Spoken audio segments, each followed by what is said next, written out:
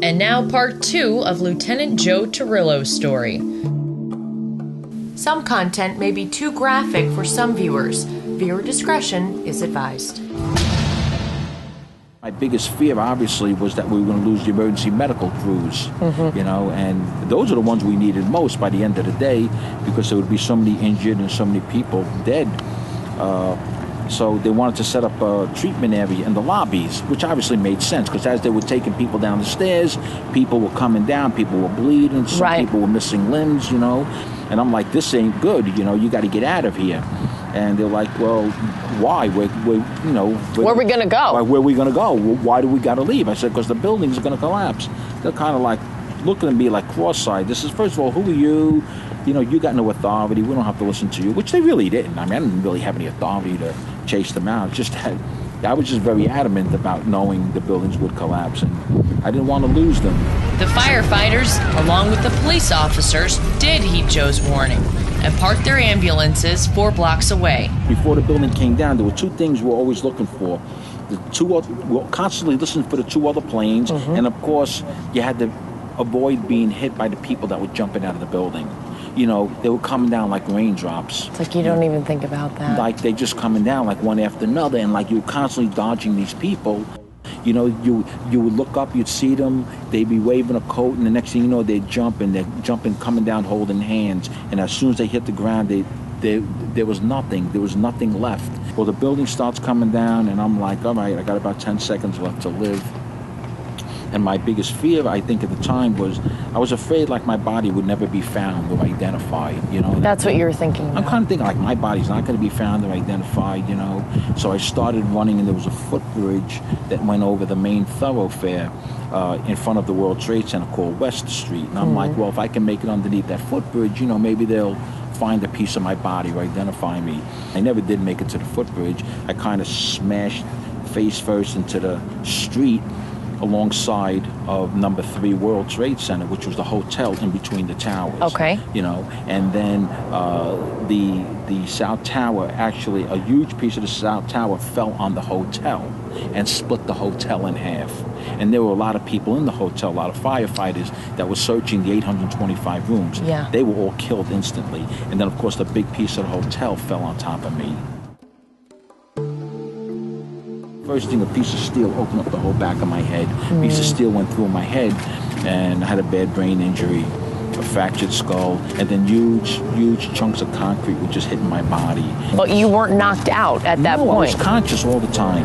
And so now I have a fractured skull, you know, all my ribs are broken, my arm is broken, my shoulders are cracked, my back is, my spine is cracked, and I'm bleeding internally. You know. Are you buried? I'm buried. Buried. I'm suffocating, which was, you know, I'm suffocating. I can't breathe, and I'm in a lot of pain, and I'm pinned under all the steel and concrete, and I'm buried with all these people, and they're screaming at the top of their lungs in the darkness. You couldn't see anything, you know. There was nothing. It was black under there, and I can't move. Nobody could see each other. Nobody could move, and the people were screaming, and we were all suffocating because there was no more air left.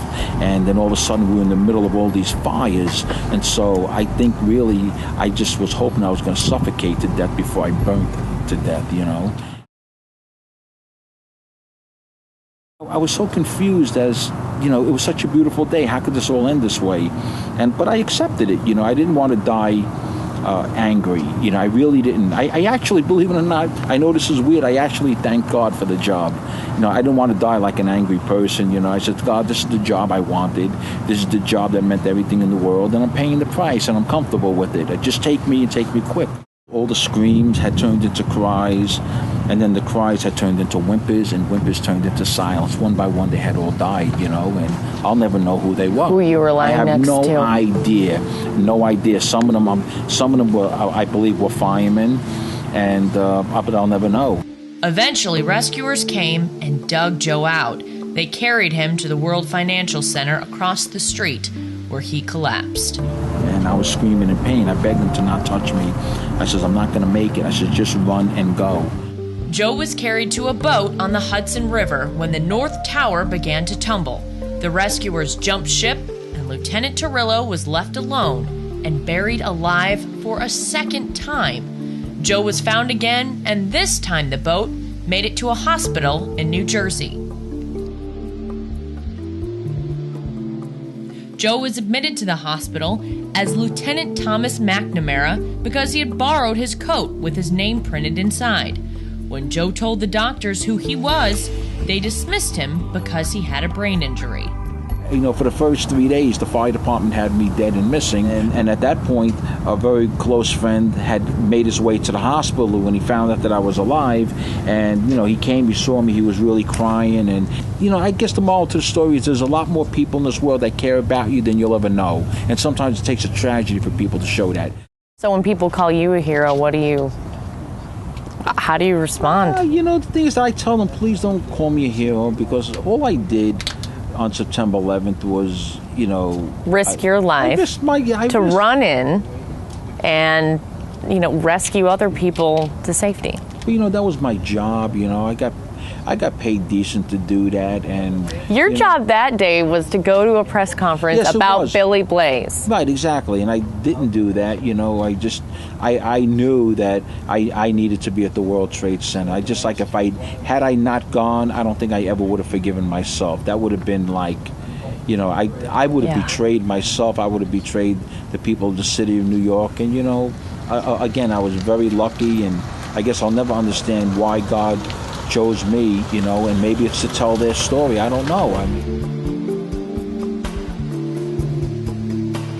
by the time the sun went down that evening on September 11th, 344 firemen were declared dead and missing. I was the one that was found alive. And then Billy Blazes would come to represent the other 343 guys. He was a New York City firefighter, Billy Blazes, and really, Billy Blazes would come to represent. I got chills. Yeah, 343 guys that made the supreme sacrifice that day. For Lieutenant Torrillo's complete story, go to DestinationArizonaTV.com.